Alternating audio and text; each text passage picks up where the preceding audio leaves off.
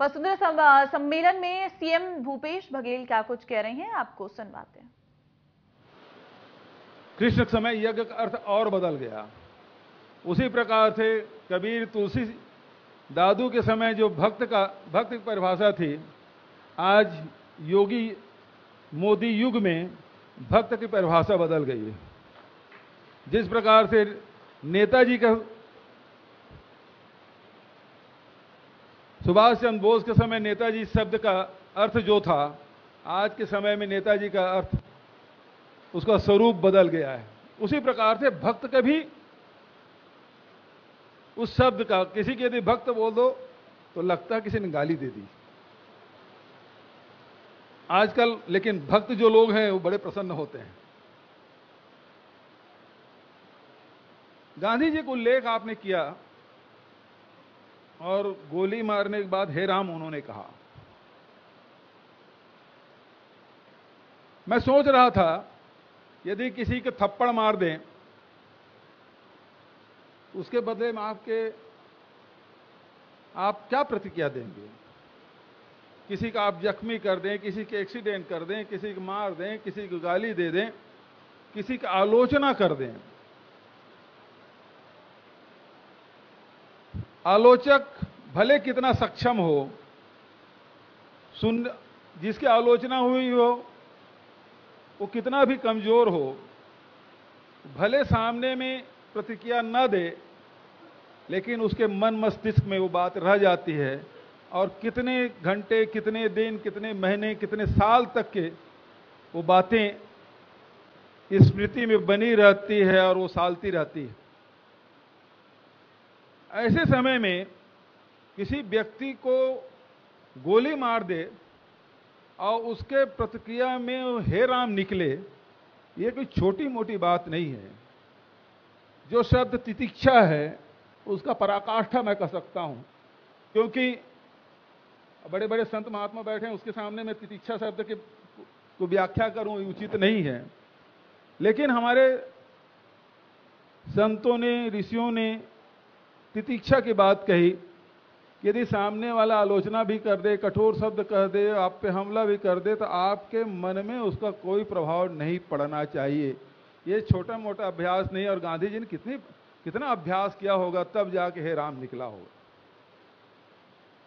आज यदि आप भक्तों के खिलाफ कुछ बोल दें और भक्तों के नेता के बारे में बोल दें, तब तो तत्काल आपको सर्टिफिकेट मिल जाएगा, आप देशद्रोही हैं। कुणाल शुक्ला जी बड़े अनुभवी व्यक्ति हैं, क्योंकि सोशल मीडिया में वो सक्रिय रहते हैं।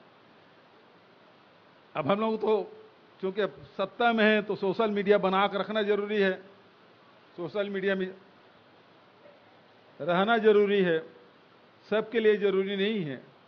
लेकिन जो लोग सोशल मीडिया में हैं और रोज जो उसके बाक्स में जो प्रतिक्रिया आती है, यदि उसको ना पढ़ते हो तो ज़्यादा सुखी रहेंगे। यदि पढ़ेंगे तो आपका बीपी जरूर हाई हो जाएगा। और यदि आपका फिर भी बीपी हाई नहीं हो रहा है तो मैं समझता हूं कि आप गांधी जी के रास्ते में हैं। आलोचना को सुनने की क्षमता आप में है, सहने की क्षमता आप में है। असहमति, ये असहमति तो नहीं है जो आपके बाक्स में जो आता है, प्रतिक्रिया जो आती है वो तो गाली ही है। लेकिन आज सबसे ज़्यादा जो लेखक है, साहित्यकार है, कवि है, उनकी स्थिति के बारे में विचार करता हूं तो बहुत दुख होता है। क्योंकि जो साहित्यकार या लेखक या कवि अपने जीवन के अनुभवों को शब्दों के माध्यम से उसको पेपर में उतार लाते हैं, लेकिन जो प्रतिक्रिया देने वाले लोग हैं वो उस स्तर के नहीं होते। वो 2 रुपया में कमेंट करने वाले होते हैं। और जब ऐसी प्रतिक्रियाएं जो आती है तो निश्चित रूप से समाज का इससे भला होने वाला नहीं है। क्योंकि आज चाहे कितना भी लिख लें, वो केवल आपके पुस्तकालय में, आपकी लाइब्रेरी की शोभा बढ़ेगी, क्योंकि आजकल लोग पढ़ना छोड़ दिए हैं। वो केवल उनके हाथ पेपर भी नहीं पढ़ते, क्योंकि पेपर में समय लगेगा। तो वो जब बाथरूम में होते हैं तो फिर व्हाट्सएप खोल लेते हैं, फेसबुक खोल लेते हैं वही वो कमेंट करते बैठे रहते हैं। तो जो कुछ इस हाथ में मोबाइल जो है उसमें जो कुछ भी आए उसी को सत्य मानते हैं। आप सत्य ही ईश्वर कहते हैं, उनका ईश्वर तो वही है।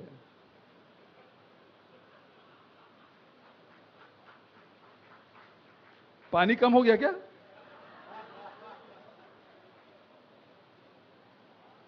तो सत्य को परखना भी कोई आसान काम नहीं है। जो आप देख रहे हैं, जो आप सुन रहे हैं, वही सत्य नहीं है। जो सामने वाला देख रहा है, सामने वाला जो सोच रहा है, सामने वाला जो सुन रहा है, वो भी सत्य हो सकता है। और सत्य को सत्य के बारीकी में जाएंगे तो फिर जो गांधी जी ने कहा कि सत्य के जो खोज है या सत्य के प्रयोग हैं, उसके बारे में उन्होंने कही। तो हर व्यक्ति के अपने सच हैं और उस सच के साथ ही जीवन व्यतीत करता है। लेकिन आजकल जो सच दिखाई जा रहा है, सच जो सुनाया जा रहा है, वो समाज के लिए कतई उचित नहीं है। ऐसे में जो बुद्धिजीवी तबका है, वो लोग तो संगठित हैं। उन लोगों को आजकल बड़े बड़े कंपनियां खुल गई है जिससे उसे सैलरी मिल जाती है कि आप दिवाकर मुक्तिबोध को आपको फॉलो करना, उसमें कमेंट करना है। तो कोई रवि चौबे को कमेंट करेगा, तो कोई कुणाल को घेरे रहेंगे, जैसे कि फुटबॉल और हॉकी में खिलाड़ियों को घेरा जाता है, उस प्रकार से कुछ लगे रहते हैं। लेकिन वो पेमेंट वाले होते हैं। लेकिन जो बिना पेमेंट वाले हैं, जो समाज के बेहतरी के लिए कहीं कहीं स्वांता सुखाय भी हो सकता है, लेकिन जो वो लिखते हैं, जो बोलते हैं, रचना करते हैं, ऐसे लोगों को भी संगठित होके इन चुटभैया लोगों से लड़ाई करने का आवश्यकता है। हालांकि आपके स्तर और उसके स्तर में जमीन आसमान का अंतर है, लेकिन आप उसे छोड़ देंगे और उसके सहारे छोड़ देंगे तो ये तो उसी प्रकार की बात होगी जैसे महाभारत में बलराम ने पलायन किया था।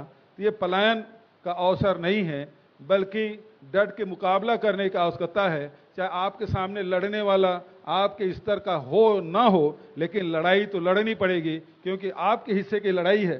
क्यों आपकी किस्मत में इसी प्रकार के लड़ाके मिले हैं, तो यह आपका भाग्य है। इसको हम क्या कर सकते हैं? पहले बड़े बड़े लेखक थे तो बड़े बड़े विरोधी थे, लेकिन आजकल बड़े लेखक तो हैं, अच्छे साहित्यकार तो हैं, लेकिन उसकी आलोचना करने वाला भले उस साहित्य का सा ना जानता हो, लेकिन आपका विरोध कर रहा है। तो ये आपका भाग्य है भाई साहब कि आपको इनसे लड़ना लिखा है, तो इनसे लड़ाई जारी रखिए। यही शुभकामनाओं के साथ पुनः सुधीर सक्सेना जी, आप दीर्घायु हों, स्वस्थ हों और आपकी लेखनी कभी न थमे और निरंतर समाज को नई दिशा मिलती रहे।